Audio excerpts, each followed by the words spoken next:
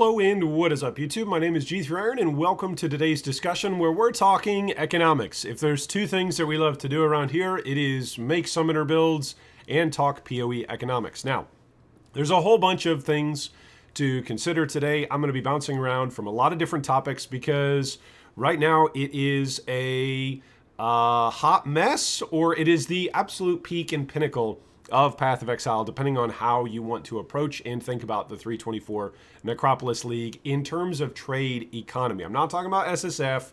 I'm not talking about core gameplay loops or enjoyment of the game. We're just talking about from an economic perspective. There's a whole bunch of stuff going on right now in 324 Necropolis.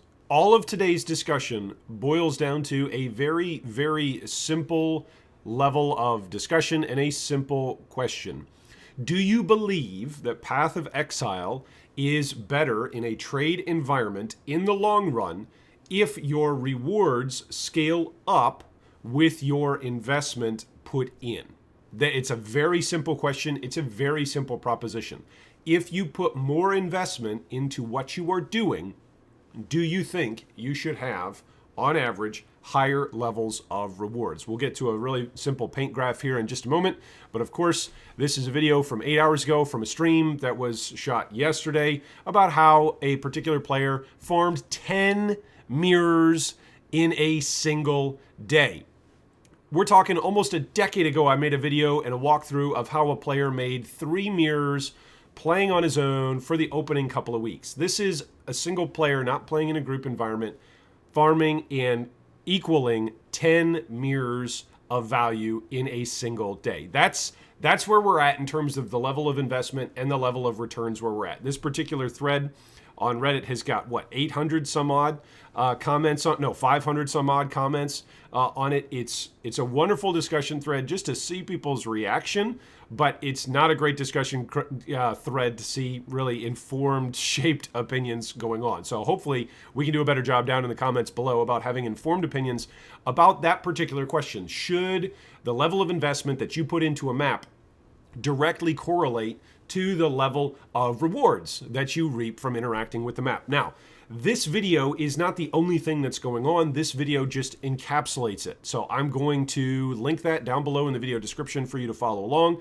There's a whole bunch of ripple effects falling out. So there's this particular post, Casuals Assemble, providing the economy with cheap essences because they are worth nothing, while others make 10 mirrors a day. It ain't much, but it's honest work. There's one player here who's the top comment who said, I had 1 divination scarab on my stash, sold it for 34 divs. Sold mine for 7 divines a week ago and thought I hit the jackpot. Feels bad, man. You're going to see a lot of these memes and a lot of these discussion points emerging and continuing to emerge as long as things are presently where we're at in Path of Exile. And I'll get to where we're at in a summary statement from my own opinion here in just a minute, but I've got a couple more of these to go. All right, here's a post from 5 hours ago, at least when this video went live. As the title suggests, which the title is Maybe My Hot Take, GGG should remove Magic Find from gear. As the title suggests, GGG should remove Magic Find gear, in my opinion. Seeing how absolutely broken Magic Find has been when it comes to Trade League, playing anything that isn't a Magic Find character feels like you are straight up trolling unless you do non-MF content like bossing or Sanctum. But wanting to play a specific build in all content and not just non-Magic Find content right now, and also in Affliction, feels like you are handicapping yourself. I am not even talking about the 10 mirror a day strategies, which is what we've all been referencing now. That is now like a watchword. It is a shibboleth. It is absolutely a meme. It is a shorthand inside joke that has very quickly gotten around the community. I'm talking about mid-game farming, like farming 8 mod maps, div card scarabs, basically anything mapping related. The 10 mirror strategies are obviously completely broken, and in my opinion, the game shouldn't be this juiceable. Headhunter, Mageblood, and other tier 0 to tier 1 uniques are supposed to be prestigious chase items. People are now printing those items, flooding the market, making them as cheap as ever. Sure, this can happen, and it can be fun to have it more accessible to most people, but what happens at the same time is that other items like Original Sin explode in price, making them pretty much only accessible to, again, Magic Find Giga Juicers that print currency like crazy. I don't know how to fix this other than straight up removing Magic Find and having the only source of quant or rarity be map difficulty in the Atlas tree for the content you choose to specialize in. Now, this thread is a much better discussion thread about the economy and about how players are processing all that's going on with the high levels of investment that players can put into maps right now in Necropolis. This is the top comment, and it encapsulates really a good linchpin, a good pressure point in this discussion, really the sensitive aspects of this discussion and the different perspectives involved in this discussion, which the original author actually really did a great job laying out, Zoles. So great job from Zoles, really giving language to what a lot of people are feeling right now. So AP Felicius says, I 100% agree that increased quant and magic find should come from harder content, not from gimping your character. This gets compounded by the fact that for each new mechanic introduced to the game, Grinding Gear Games has to ask the question, will magic find make this OP? And if Grinding Gear Games gets their predictions wrong, it completely ruins the economy, see Affliction. It puts a muzzle on all content that makes it less interesting for everyone not utilizing Magic Find, which just feels bad. Unfortunately, Jonathan has already confirmed Magic Find will be in PoE 2, so it does not appear that this is something they are even considering cutting.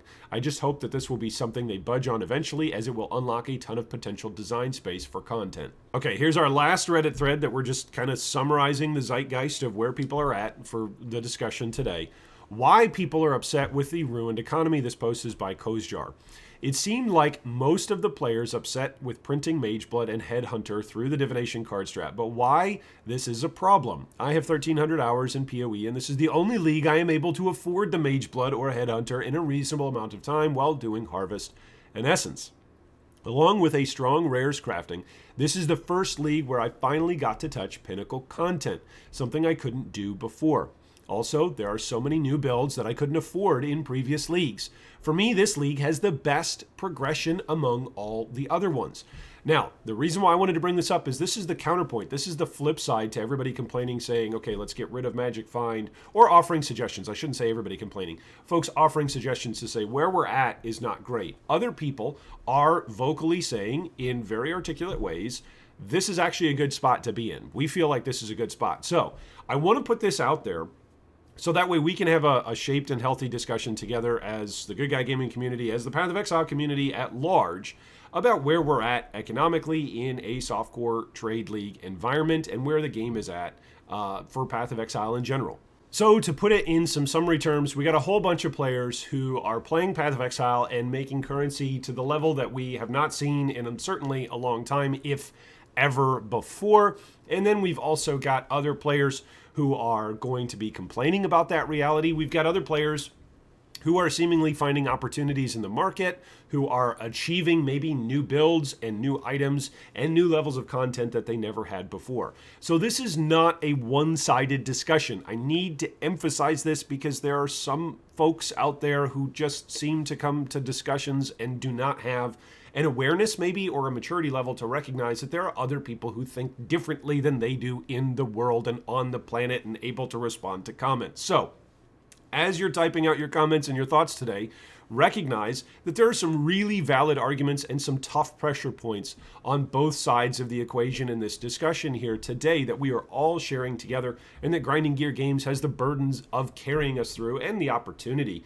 of carrying us through, because as we've shown in previous videos, there's a ton more players playing Necropolis, at least according to ladder numbers, than there were previous leagues in the last year. So there's a bunch of players playing. There's a huge opportunity to either develop a great reputation and to give players a great experience, or to develop a negative reputation and have players come away with a sour taste in their mouth. There's people who are happy and sad on both sides of the equation, and there's reasons and opportunities for everybody to have their particular opinion. So let me come back to our original question that we asked at the beginning of today's discussion. Do you think that with increased level of investment into content, you should have a greater reward? Let me break this down with a very simple example. Let's pretend you've just started a new league and you've got a new character, a fresh character, and you're on Twilight Strand. Your level of investment right now is only time. You haven't spent any resources really in game in order to go and kill Hillock, right? Nothing has been spent from your currency, from your stash. You don't have any currency or stash because you just league started afresh.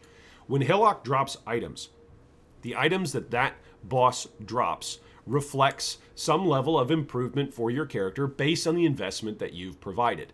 However, if you decide to farm, let's say, something like an Onigoroshi. Remember back in the day when Onigoroshi came out and it was actually a financially sound decision to just farm Onigoroshis and sell them onto the market because it was actually worth the time invested for certain levels of players in the economy to actually make their currency for their endgame characters by Onigoroshi farming. Well, that means that you are continually running on the Twilight Strand. What's the level of investment that it takes?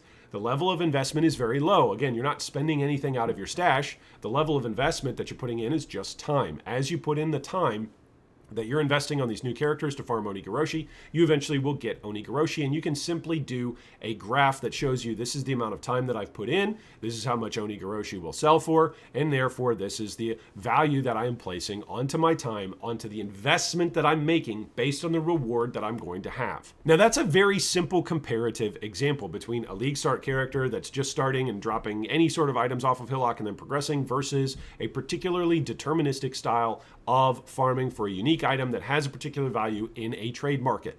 What we've got going on throughout all of Path of Exile is based off of that premise, that your investment, whether it's time or whether it's resources in game, the more you put into the game, there is going to be more that the game spits out at you. That's going to sound like a really, really simple sentence, but some folks can't seem to get a grasp on that. That's a massive part of the game design of any sort of loot-based free-to-play game where you as a player are going to be seen as something that is to be retained by the gaming company. The gaming company wants you to play the game, wants you to enjoy the game, wants you to put hours into the game, and wants to earn the right to be able to sell you items in the game that are going to affect your gameplay experience or your quality of life, right? It's a free-to-play games as a service gaming model. That's what Path of Exile is, with lots of different opportunities for players to spend money on the game. So the investment that you put into the game inside the game sphere is in some way correlative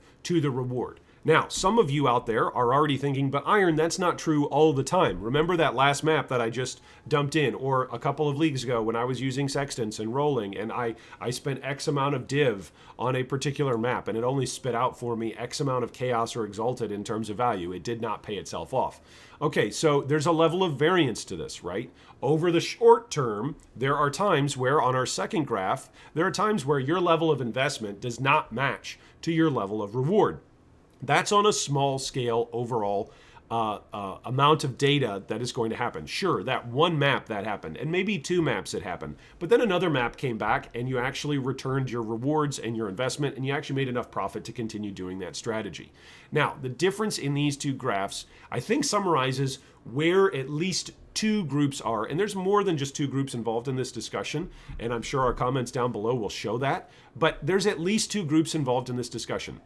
There are players who genuinely believe the more you invest in the game, the more rewards the game should pump back out. This is summarized by sentences like when players say, I've played Path of Exile for X number of thousands of hours and I've never had a Mirror of Calandra drop, versus players who are playing the game for a day, right, in a single day, a truncated highlight day using thousands of hours worth of knowledge and game knowledge, by the way, that's in the backdrop. But just highlighting in one day, wow, one player was able to make 10 mirrors, and I've been playing for thousands of hours and never even seen one. That discrepancy oftentimes is where the tension is. Why is it that one player is able to produce these results and another is not? And this again comes down to the linchpin part of the discussion. Some people, whether or not they believe it or not, whether or not they recognize they believe it or not, actually believe that the game Path of Exile ought to be primarily an RNG loot box, and that some players are randomly getting better things and other players are not. In the lived experience, though, we all actually live with this graph in mind that is near my slightly balding forehead here in the background. We all recognize that there are going to be different data points, and sometimes our level of investment goes above the median or below the median in terms of rewards. But as a general tracker of data and experience, the more we invest in our experience in Path of Exile, the more Path of Exile will pump back out. The vast majority of the time, the reason why players are continually able to purchase top-end gear and pump out top-end builds is because there is some level of correlation between your investment, your game knowledge of Path of Exile, and what Path of Exile is going to spit back out to you. Path of Exile is not a slot machine. Path of Exile is not something where everything is just RNG based and everybody's getting different results using the same methods. In general, in Path of Exile, when there are particularly clearly defined methods that produce clearly defined results, the economy itself will shape itself by supply and demand around those particular strategies. So, when one player comes out with a particular strategy that's particularly effective, wonderful. The entire economy will shift around that. Or maybe not wonderful. Maybe it's terrible and tragic. Nonetheless, the economy shifts around that particular strategy. Then another strategy comes out for a different style of content.